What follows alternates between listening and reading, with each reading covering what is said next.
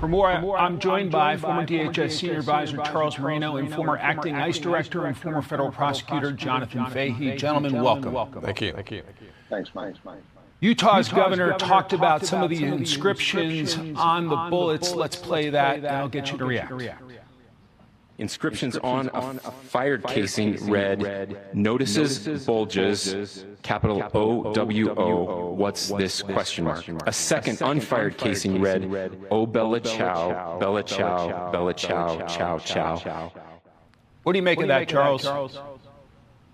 Well, you know, the unique situation in this case is that the suspect's still alive. He didn't take his own life, and he wasn't killed by law enforcement as part of being apprehended. So we've got a source here, in addition to all of the other evidence that's being collected, to find out specifically what the motivation was and what was going on inside this kid's head. I expect him to cooperate with law enforcement. The death penalty's on the table in Utah, and I'm sure his attorneys will use that as a negotiating point to try and get it removed. Kash Patel spoke about the FBI's performance. Let's play him. The FBI immediately launched fixed-wing assets. We utilize these assets to transport personnel, specialty technicians, hostage rescue teams. We also utilize these assets to go back and forth from the East Coast and here in Utah to transport forensic evidence and other evidence that will be analyzed and is being analyzed at our FBI laboratories in Quantico and other laboratories, including the ATF.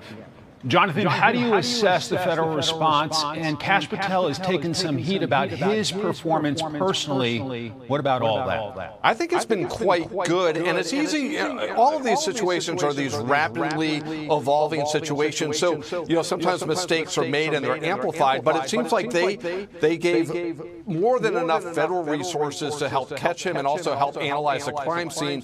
And this will be quite important as this case gets ready for trial, because they will have the best experts analyzing every piece of forensic evidence, because the most important thing at this point is to convict this person, and we don't want to lose sight of that. So putting the evidence together to convict him at trial. So I think it's been quite good. The resources are there, and they're going to continue to be there, whether or not it's prosecuted in the state level or the federal level. Charles, a big question now is, how do you secure events on places like college campuses going forward?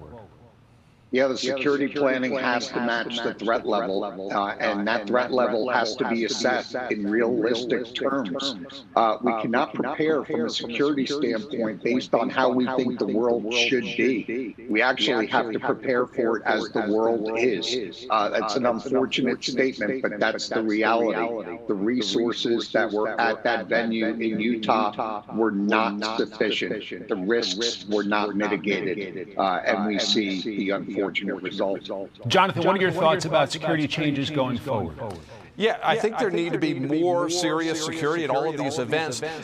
But the one thing you want to be concerned about, you don't want to make it sort of like intimidating for people to attend events or to go to events. So there is that sort of balance, or how do you work that? But I think one of the biggest issues here is the university system, because you have these sort of woke hate factories going on at universities that are hateful to right-wing or even like conservative voices, and there's so much. You always hear about the intimidation that conservative speakers face at colleges. So I think these colleges need to step up and not only be tolerant of conservative voices, but be welcoming of conservative voices. Maybe have conservative voices as commencement speakers and things like that, because it really, you see these responses from a lot of college professors, notably at Clemson, that are really embracing hatred and embracing the assassination of a political figure, which is really abhorrent, but sadly very commonplace at American universities. The State Department is warning it will revoke visas of foreigners who, quote, glorify violence after this assassination. Charles, what about that?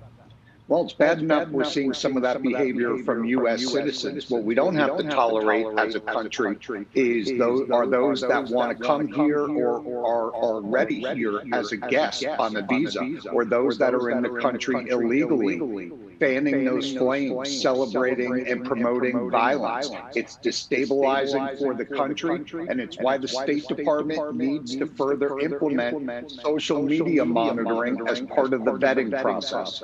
Jonathan, do you agree with that response from the State Department? Yes, I do, and I think what Charles said is exactly right. Being on here on a visa is a privilege, and this administration has been putting public safety, national security first, and that should be first and foremost. So, yes, it's a good policy. We should make sure anyone that comes here is not making the American citizens less safe. So everything they can do to keep us safe, keep the country safe, is a good thing, and maybe long overdue in a lot of respects. Jonathan Fahey, Charles Marino, gentlemen, thanks very much. Thank you. Thank you.